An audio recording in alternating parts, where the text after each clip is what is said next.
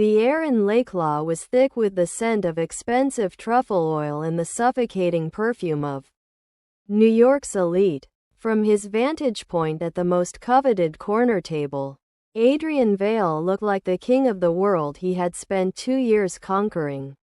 At 34, he was the CEO of Vale Meridian Holdings, a man whose name was synonymous with ice-cold efficiency and a net worth that could shift global markets. He was powerful, he was unreachable, and he was hollow.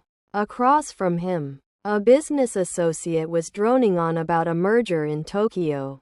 But Adrian wasn't listening. His gaze was fixed on the city skyline visible through the floor-to-ceiling glass. To the world, he was a titan. To himself, he was a man living in a tomb of his own making. Constructed the day Naomi Carter walked out of their Upper East Side penthouse and took his soul with her. "Adrian, are you with me?" the associate asked. "I'm listening," Adrian replied, his voice a low, melodic rasp. But he wasn't. His attention was pulled toward a commotion near the kitchen doors. A tray had rattled. It was a heavy, silver thing, loaded with 4 courses of lead crystal glassware and porcelain. The woman carrying it was slender, her frame swallowed by a shapeless black polyester uniform that looked abrasive against her skin. She was moving with a labored, swaying gait. As she stepped into the light of the central chandelier, Adrian's heart didn't just skip. It stopped. The woman was pale with exhaustion, her beautiful features drawn tight, her hair pulled into a neat, utilitarian bun. Dark circles bruised the mahogany skin beneath her eyes. But it was the silhouette that made the blood turn to liquid nitrogen in Adrian's veins. She was heavily, unmistakably pregnant. Naomi? The name was a ghost on his lips. It couldn't be. Naomi was supposed to be in Europe. She was supposed to be living the life of luxury she had traded him for. After the divorce, the rumors, carefully fed to him by people he thought he trusted, suggested she had moved on with a wealthy heir. Then, the world slowed down. The floor manager, a man named Tyler Briggs with a face like a pinched nerve, stepped into her path. "Move faster. Carter. Table 4 has been waiting 10 minutes. Do I need to dock your tips again?" Quote. Naomi flinched. The graceful Naomi, the woman who used to host charity galas with the poise of a queen, was now shrinking away from a mid-level manager in a midtown restaurant. "I'm sorry, Tyler," she whispered, her voice thin and raspy. "The wait. I just need a second." "You need a new job if you can't handle a tray," Tyler snapped, loud enough for the surrounding tables to turn and stare. "Maybe if you hadn't gotten yourself into this condition, you'd be useful." He reached out, shoved the corner of the tray to correct her balance. And the physics of the moment turned cruel. Naomi's ankles, swollen and tired, gave way. Crash. The sound of shattering crystal echoed like a gunshot. Red wine splattered across the white marble floor like a grisly omen. Naomi was on her knees, her hands instinctively flying to her stomach. Not to the floor to clean the mess, but to the life inside her. Adrian was on his feet before he realized he had moved. The chair he'd been sitting in screeched against the floor. "You clumsy idiot," Tyler hissed, looming over her. "Do you have any idea what those glasses cost? That's coming out of your check.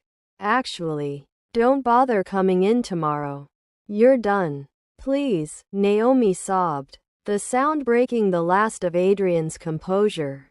"Please. I need this shift. I have to pay the rent." Adrian stepped into the light. The coldness that usually defined him had sharpened into something lethal. "You," Adrian said, his voice a low vibration that seemed to still the very air in the room. Tyler turned, his face shifting from rage to a greasy, forced smile as he recognized the billionaire. Mr. Vale, I am so sorry for this disruption. We'll have this cleared up in. Quote, pick up the glass, Adrian commanded. Tyler blinked. What? Quote, I said. Adrian stepped closer, his shadow engulfing the smaller man. Pick up the glass. And then you are going to apologize to this woman. Naomi froze. She finally looked up, her eyes, wide and shimmering with unshed tears, met Adrian's. In that moment, the 2 years of silence vanished. He saw the shock, the agonizing shame, and then, something that chilled him to the core. Absolute, paralyzing terror. She wasn't happy to see him. She looked like she had just seen her executioner. Adrian, she breathed, a broken plea. He reached down to help her up, but as his hand brushed her arm, she flinched away, her hand clutching her 8-month belly as if she were protecting the child from him specifically. The hook was set. The woman he loved was a servant. She was broke, she was pregnant, and she was terrified of the man who would have burned the world down to keep her safe. The humid Manhattan night felt like a physical weight as Adrian followed Naomi out of the service entrance. The neon lights of Midtown blurred into streaks of gold and red against the wet pavement. Naomi was walking fast, too fast for a woman in her 3rd trimester. Her arms wrapped tightly around her chest as if she could shield herself from the cold and Adrian's gaze simultaneously. Naomi, stop. Adrian's voice cracked the silence. She spun around, her breath hitching in the frigid air. Why are you here, Adrian? You got your scene. You saved the day. Now just go back to your life. Adrian stepped into the light of a flickering street lamp.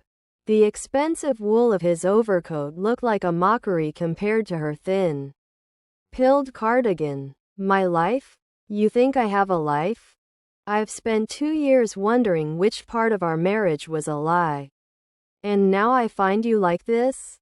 Quote, he gestured vaguely at her uniform.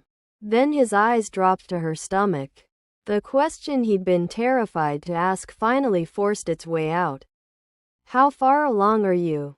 Quote, Naomi's gaze shifted to the sidewalk. 32 weeks. Adrian did the math, the internal gears of his mind, usually so precise, jammed. 32 weeks. If she was 8 months pregnant now, she would have conceived months after the divorce was finalized. At least, that's what the calendar said. But he knew Naomi. He knew the way her brow furrowed when she was hiding a secret. And he saw that exact expression now. Who's the father? Naomi? Quote, it doesn't matter, she snapped, though her voice lacked conviction. It matters to me. Is it him? The man everyone said you left for? Quote, Naomi let out a dry, hollow laugh that turned into a cough. Is that what you believe? That there was someone else? Quote, she looked at him then. And for a fleeting second, the old Naomi, the woman who looked at him like he was the only star in her sky, flickered in her eyes. Please, Adrian, just leave it alone. The baby isn't yours. The lie was flat. It was too fast, too rehearsed. It was the kind of lie a person tells when they are trying to protect someone from a fire by standing in the flames themselves. I don't believe you, Adrian whispered, stepping closer. I see the way you're looking at me. You're terrified, but you're not scared of me. Naomi, you're scared for something else. I'm going home, she said, turning away. I'll drive you. No, Naomi. It's midnight in Manhattan. It's freezing, and you can barely stand. I am driving you home, or I am calling an ambulance to take you to a hospital. Choose. The drive was silent. The interior of his Maybach smelling of leather and the ghost of the cologne she used to buy him. When they finally pulled up to a crumbling brick walk-up in a neighborhood Adrian wouldn't even send his security team to. His heart sank. "You live here?" he asked, his voice thick with suppressed rage. "It's what I can afford," she said quietly. He watched her struggle out of the car, refusing his hand. He watched her limp toward the door, her silhouette framed by the harsh yellow light of a graffiti-covered hallway. This was the woman who once spent her Sunday mornings picking out organic nursery paint and silk crib liners. Now, she was climbing broken stairs to a room that likely didn't have heat. As the heavy metal door slammed shut, Adrian sat in the back of his car, staring at the darkened window on the third floor. He pulled out his phone and dialed a number he hadn't called in years. "Sir?" A deep voice answered. "I need a full tactical sweep on Naomi Carter," Adrian said, his eyes cold and fixed on her window. "I want to know every cent she's spent, every person she's spoken to, and exactly why she's living in a slum when I settled $10 million on her during the divorce. Find out where that money went, and find out who Roman Pike and Cole Mercer have been talking to lately. I have a feeling the ghosts of my past are haunting her present." He didn't leave until a light flickered on in her apartment, a small, lonely glow in a city that had forgotten her. But Adrian Vale hadn't forgotten, and he was about to find out that the woman who betrayed him had actually been his only savior. The silence of Adrian's glass-walled penthouse was usually his sanctuary, a high-altitude fortress where the chaos of the world couldn't reach him. But tonight, the luxury felt like a mockery. Every corner of the room held a ghost. He looked at the Italian marble kitchen island and saw Naomi, laughing as she tried to bake a cake for his birthday, her face dusted with flour. He looked at the floor-to-ceiling windows and remembered her standing there in his oversized dress shirt, pointing out the constellations that were usually drowned out by the city lights. He hadn't slept. He couldn't, not when the image of her in that scratchy polyester uniform, clutching her stomach in a midtown gutter, was burned into his retinas. By 4 a.m., his lead investigator, Marcus, arrived. The man looked grim, holding a tablet that contained the digital wreckage of Naomi Carter's last 24 months. "Sir," Marcus began, his voice low, "you were right to look into the divorce settlement. The $10 million you transferred? It was gone within 72 hours of hitting her account." Adrian's jaw tightened. "To where? A Swiss account? A lover?" Quote, "Neither," Marcus said, sliding the tablet across the mahogany desk. "It was funneled through a series of shell companies. But the trail ends at a private equity firm owned by Roman Pike and Cole Mercer." Adrian felt the air leave his lungs. Pike and Mercer, two men he had professionally dismantled 3 years ago for predatory lending and corporate espionage. He had thought they were finished, rotting in the bankruptcy courts. "There's more," Marcus continued. "For the last 2 years, Naomi has been making monthly cash payments. Everything she earns from the restaurant and the 3 other part-time jobs she's held, to an anonymous Dropbox in Queens. We've traced the pickups back to Mercer's associates. She's being blackmailed," Adrian whispered, the realization hitting him like a physical blow. "Extorted, sir." Heavily. "And it wasn't just money. Look at the dates on these files." Marcus tapped the screen, opening a folder of intercepted emails. Adrian read the words, and his blood turned to ice. The emails contained forged documents, perfectly executed fabrications of federal fraud, signed with Adrian's digital signature. They were designed to look like Adrian had been laundering money through Vale Meridian. If those documents had hit the DOJ, Adrian wouldn't just have lost his company. He would have spent the rest of his life in a federal penitentiary. The final email in the chain was sent to Naomi's private account 2 years ago. It was a photo of Adrian walking into his office, with a sniper's reticle overlaid on his chest. The text read, "Leave him, disappear, pay us, and he lives. Tell him, and we pull the trigger." Adrian's hand shook as he dropped the tablet. He had spent 2 years hating her. He had called her a traitor in his heart. He had convinced himself she was a gold digger who found a bigger mountain to climb. Meanwhile, she had been living in a hell he couldn't imagine, working herself to the bone while pregnant, starving herself to pay off the monsters who threatened his life. She hadn't left him because she stopped loving him. She had left him because loving him was the only thing that could get him killed.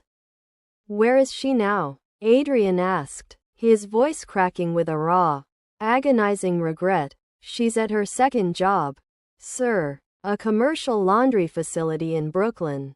She started the shift at 5 a.m. Adrian grabbed his coat, his eyes burning with a new, terrifying purpose. He didn't care about the billions or the buildings anymore. He had been the powerful billionaire. But Naomi was the one who had shown true strength. He had been protected by a woman who had nothing left but her love for him. "Get the car," Adrian commanded, his voice cold and lethal. "And Marcus? Call the feds. Tell them I have the heads of Pike and Mercer on a silver platter. But first, I'm going to get my wife." Adrian arrived at the industrial laundry in Brooklyn just as the sun began to bleed over the horizon. The noise inside was deafening. The roar of massive dryers and the hiss of steam. He spotted her near the back, pulling heavy, sodden blankets from a washer. She was drenched in sweat, her face flushed, her hands red and raw. "Naomi," quote. She turned, eyes widening in shock. She tried to step back, but her legs gave way. Adrian caught her before she hit the concrete. "I know," he whispered into her hair, holding her tight. "I know everything. Naomi, you don't have to carry this anymore." "Adrian, you shouldn't be here," she sobbed, her voice barely audible over the machinery. "They're watching. They'll ruin you." "They're done," he said, his voice hard. "Pike and Mercer are being picked up by the FBI as we speak. Their evidence is gone. Their leverage is dead. You're safe. We're safe." Naomi collapsed against him, the weight of 2 years of terror finally breaking her. She wept into his chest, her hands clutching his expensive coat. "I did it for you," she managed to say between gasps. "I couldn't let them take your life. I couldn't let them take the father our child deserved." Adrian pulled back, looking at her belly, then back at her eyes. "Our child?" quote. Before she could answer, she winced, her hand flying to her side. Her face went from pale to ghostly white. "Adrian, something's wrong." He saw the pain flash in her eyes. A sharp, jagged thing. Then, her eyes rolled back. The fluorescent lights of the hospital hallway flickered, casting a sterile, sickly glow over Adrian's hunched form. He sat in a plastic chair that felt like a bed of nails, his head buried in his hands. The scent of antiseptic and floor wax was suffocating. Only an hour ago, he had found Naomi collapsed in the steam-filled labyrinth of a commercial laundry in Brooklyn. She had been found by a coworker, slumped against a stack of industrial linens, her skin gray and her breathing shallow. "Mr. Vale?" quote. Adrian bolted upright. A doctor in blue scrubs approached, her expression unreadable behind a surgical mask. "How is she? How is the baby?" Adrian's voice was a jagged wreck of its former self. "Naomi is suffering from severe preeclampsia," the doctor said, her voice calm but urgent. Her blood pressure is skyrocketing, and her kidneys are starting to show signs of distress. It's a miracle she's been functioning at all. The stress on her body, it's immense. And the baby? Quote, the baby is in distress. Mr. Vale, we can't wait any longer. If we don't perform an emergency C-section now, we risk losing both of them. Adrian felt the world tilt. Do it, whatever it takes. Use every resource. I'll buy the damn hospital if I have to. Just save them. We're moving her to the OR now. You can see her for a split second before we go in. Adrian ran. He pushed through the double doors to see Naomi on a gurney, surrounded by monitors that beeped in a frantic, rhythmic panic. She looked so small beneath the white hospital sheets, her hair damp with sweat, her eyes fluttering open as she sensed his presence. Adrian, she whispered, her hand reaching out feebly. He grabbed it, pressing her knuckles to his lips. I'm here, Naomi. I know everything. I know about Pike, and Mercer, and the money. I know you were protecting me. I'm so sorry I wasn't there to protect you. Tears leaked from the corners of her eyes, tracing paths through the dust of the laundry floor that still clung to her skin. I was so scared, she choked out. They said they'd kill you. They can't touch me anymore, Adrian swore, his voice vibrating with a lethal promise. But you have to stay with me. Do you hear me? You and the baby. We're a family. The nurses began to wheel the gurney away. Naomi's grip tightened on his hand for one final, desperate second. She pulled him closer, her breath warm against his ear, and whispered the words that finally shattered the last of his defenses. Adrian, the timing. I lied. He's yours. Noah is yours. The doors swung shut, leaving Adrian standing in the middle of the hallway, the echo of his son's name ringing in his ears. Noah. For the next 2 hours. Adrian Vale, the man who moved markets and broke competitors, was reduced to nothing. He paced the length of the waiting room, ignoring the calls from his office, ignoring the news that the FBI had just raided Roman Pike's estate. None of it mattered. Finally, the silence was broken by a sound that pierced through the hospital's hum. It was a thin, wailing cry, high-pitched, fragile, but defiant. The doctor emerged, removing her cap. She looked tired, but a small smile played on her lips. He's small, Mr. Vale. Only 4 pounds. We've moved him to the NICU to help him breathe. But he's a fighter. And Naomi? Quote, she's stable. She's sleeping. She's going to have a long recovery. But she's out of the woods. Adrian leaned his back against the wall and slid down until he hit the floor. He didn't care who saw him. He didn't care about his suit or his reputation. He put his face in his hands and sobbed. The deep, racking heaves of a man who had finally been given a second chance at a life he thought was dead. He had his son. He had his truth. And now, Manhattan was about to find out exactly what happened when someone touched what belonged to Adrian Vale.